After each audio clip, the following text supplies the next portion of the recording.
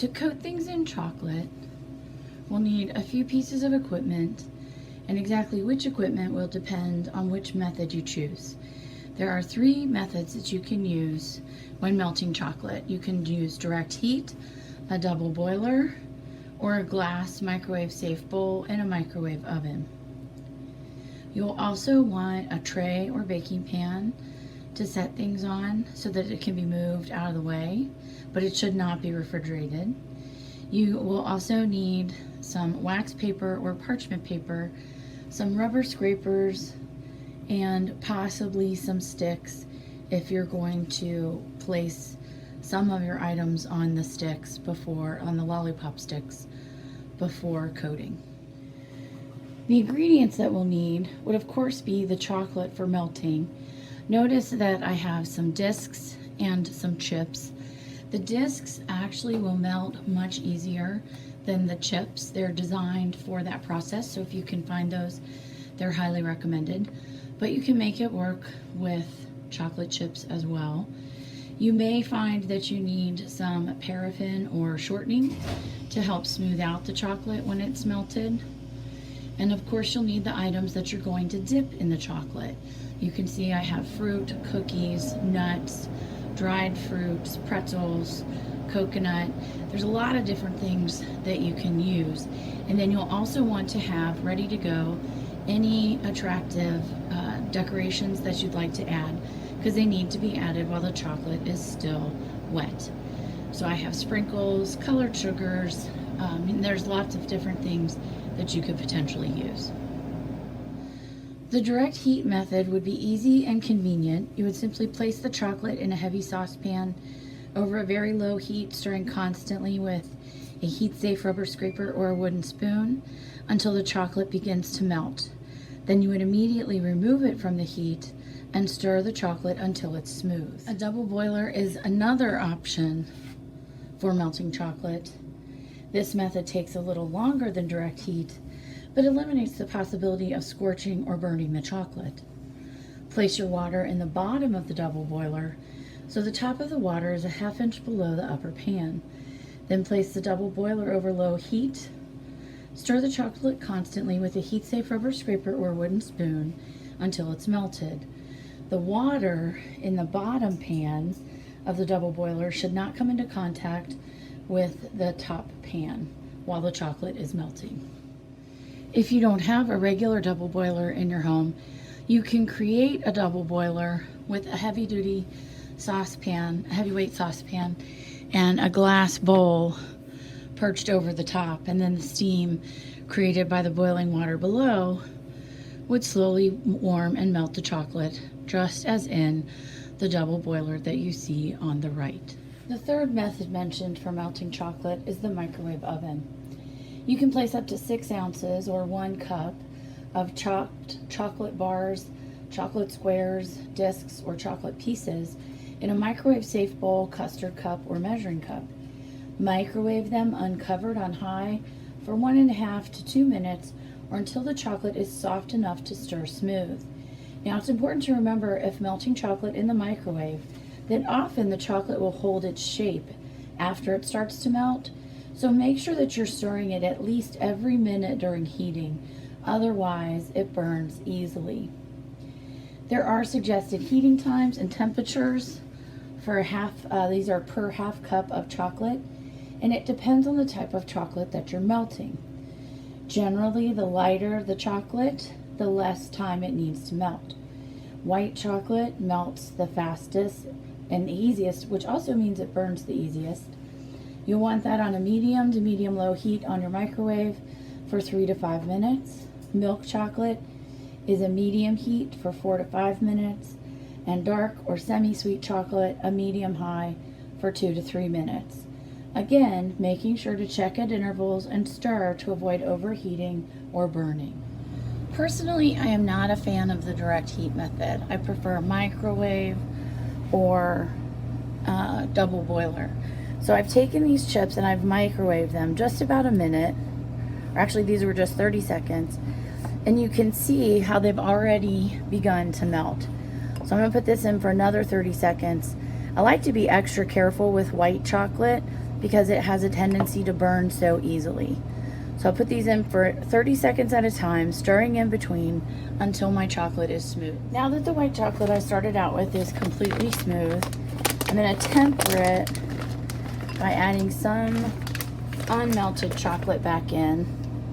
And we're going to let the heat of that melted chocolate melt those items. And we want to make sure that we start with our largest items for dipping first. So as I mentioned, I'm going to start with my largest items. Anything that needs to go on a stick, I'm going to dip that stick. And then I have these marshmallow treats that I want to have on the stick when I dip them. So by dipping the stick in chocolate first, it helps them to stay.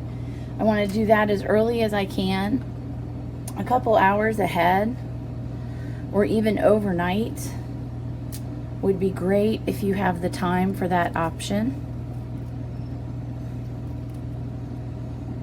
But that melted chocolate will set inside the item, and it'll help it to stay in place on the stick. So I've got those that I'm going to set aside. Next, I have some strawberries that I'm going to dip because I want to actually dip these twice with white chocolate underneath darker or milk chocolate. So it's really important that I make sure that my strawberries are completely dry. You'll want to use a quality absorbent paper towel. So I'm going to hold it by the leaves and dip and turn the strawberry until it's completely coated. And then I'm going to place that on the wax paper till it sets. So again, I'm going to dip until it's coated. Set it on wax paper until the chocolate is set. Now because I'm double dipping these, I'll need it to set pretty well before I dip it into the second chocolate,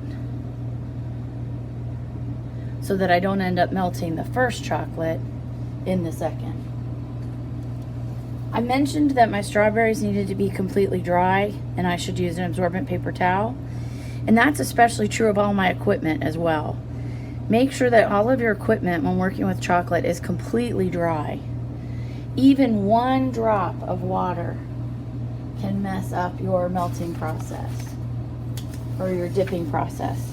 A single drop will cause your chocolate to seize, and if water gets into the chocolate, you can fix it by adding some shortening, about a teaspoon at a time, until that mixture becomes shiny and smooth again. So my pretzel rods are one of my larger items, and while it doesn't necessarily fit all the way down into my bowl of melted chocolate, I'm going to use my rubber scraper to move the chocolate over the pretzel.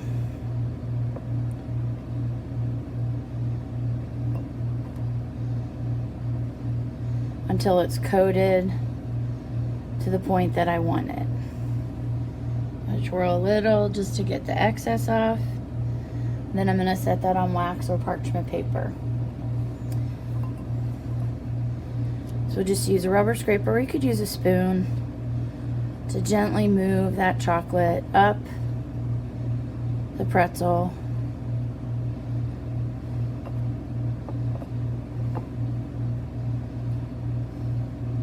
to get it where you want it on that item. I do like to make sure I push the chocolate back down off the sides of the bowl occasionally so it stays warm together. If this were to set up, you could add a few more chips and on low, melt it again for 30 seconds. You just don't want to have to do that too often. So you want to work quickly with what you melt. So it's good to melt just small amounts at a time. So you can get through all of that and then melt your next amount of chocolate for whatever you're dipping in succession. Because it's better to start over than to have to remelt chocolate that's been melted.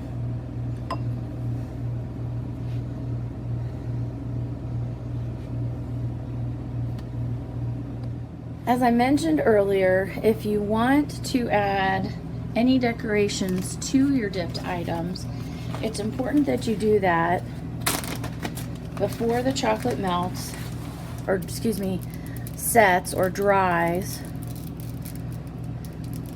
So I want to add some sprinkles to these and just make them a little more colorful.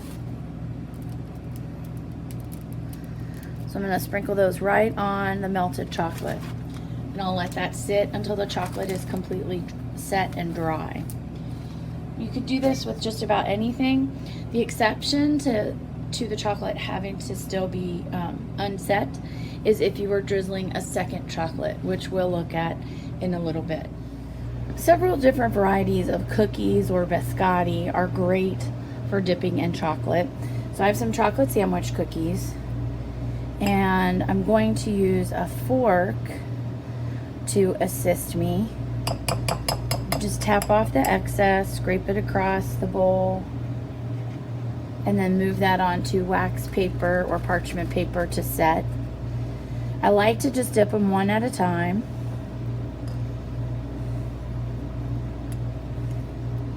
That's really a matter of personal preference.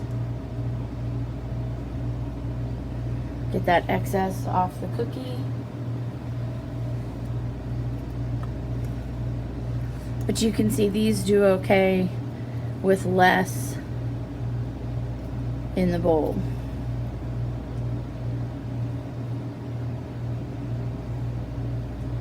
And then again, if you want to add those decorations, you have to do it before the chocolate sets. So now when I get to the bottom of my bowl, and it's difficult to get anything really dipped,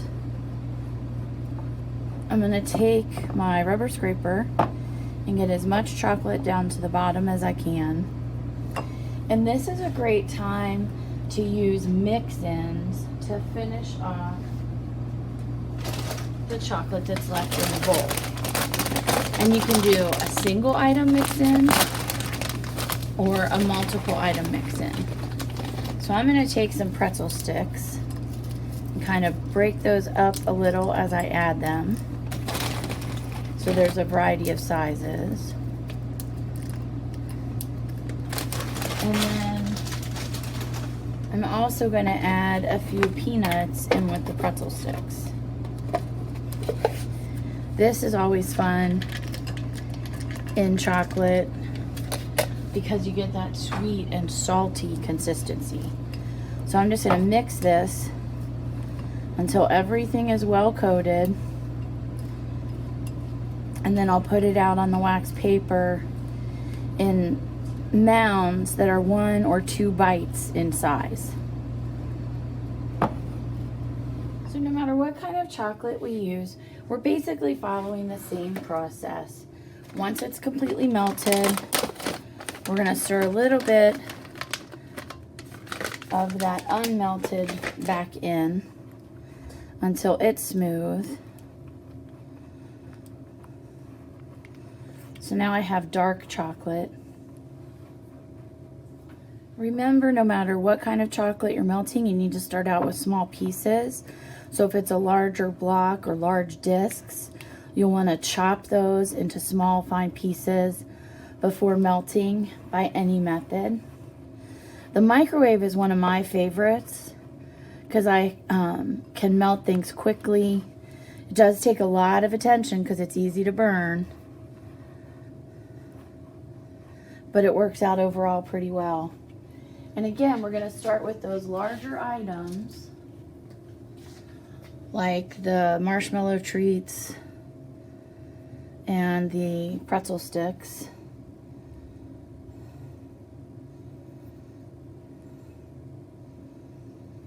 Using the rubber scraper to assist if necessary. Setting that aside onto wax paper or parchment paper so the chocolate can completely set.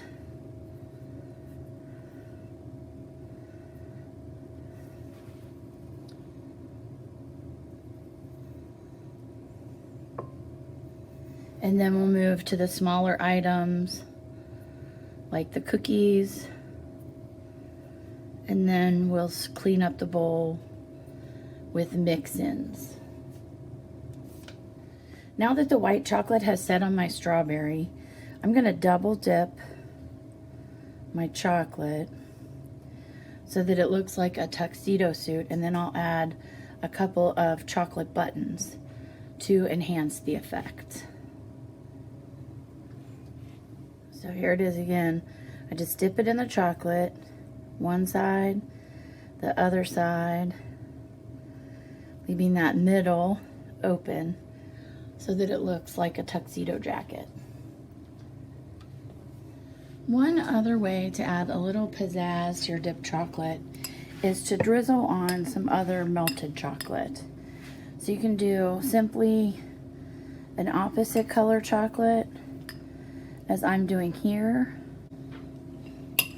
They do make colored discs of chocolate. You can buy them in flavors, or most of them just taste like white chocolate, but they have colors. But this is just one way to add a little bit of interest to your chocolate dipped items if you don't want to use sprinkles or sugars. Here you can see our variety of items dipped in chocolate, decorated for the season with different sprinkles or sugars, or simply with other colors of chocolate.